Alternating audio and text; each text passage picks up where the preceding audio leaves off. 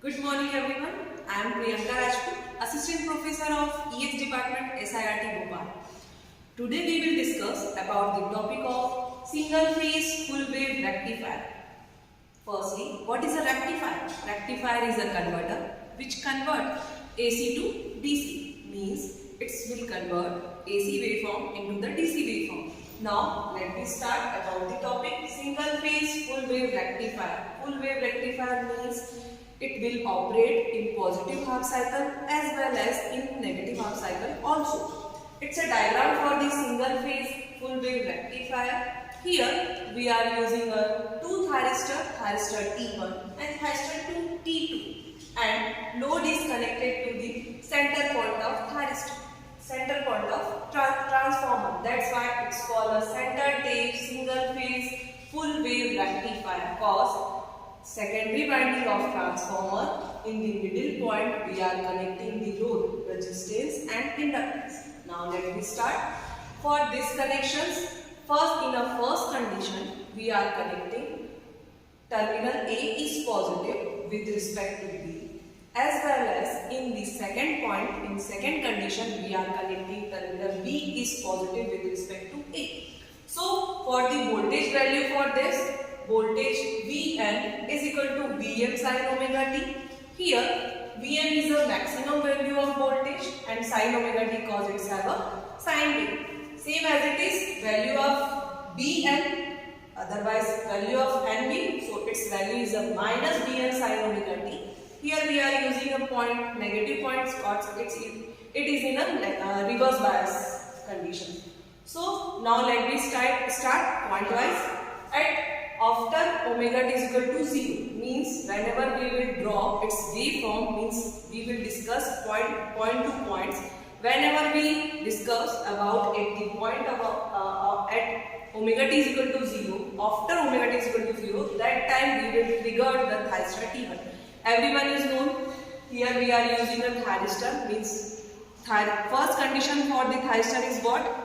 It's required triggered condition. So in these conditions we will trigger the thyristor at omega t is equal to alpha. So we will discuss here omega t is equal to alpha. Alpha is a firing angle, means a angle after that thyristor will get triggered. So at omega t is equal to alpha, T1 is on, means T1 is a trigger. Means we can say here at this condition thyristor T1 is the incoming thyristor and thyristor T2 is the outgoing thyristor. Means thyristor T2 is committed at this condition and thyristor T1 is get triggered, means thyristor T1 is get on. So first key point is that whenever thyristor will conduct, that time it's have no any voltage drop, means that time its voltage drop equal to 0. If thyristor is not in conducting condition, means that particular thyristor will give us a voltage drop. So that's why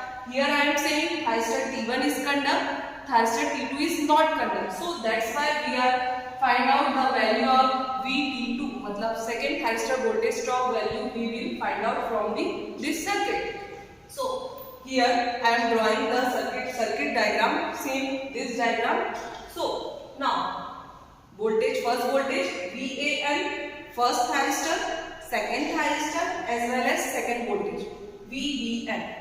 Here we are applying KVL, Kirchhoff's voltage law. So here start from here, draw from the positive terminal. So here I am writing VT2, then minus point, so minus VBN here from positive sign. So I am writing here VAN and this one is a minus VT1. Now solving these equations, I am just saying VT1 means thyristor 1 voltage. I am already told you कि whenever thyristor conduct, that time its voltage drop is 0. So now in this condition I am putting the value of VT1 is equal to 0. So now equation will become VT2 is equal to plus VPN, then plus different side, so minus VAN. Now here we are putting the main value of VBN and VAN is minus Vn sin alpha, then minus Vn sin alpha.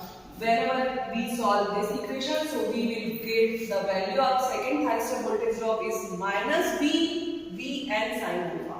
Now we will draw the waveform for this single phase full wave rectifier is what?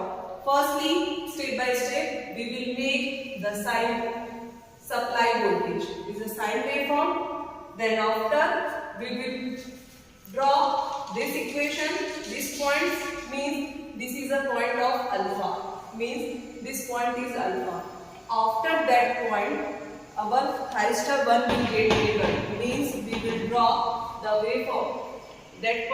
At that point, thyristor T1 is triggered. Means what? Thyristor T1 will give us the output voltage. This is the output voltage. Output voltage waveform. That time, thyristor T1 is triggered. Means thyristor T1 current will be increases. Okay.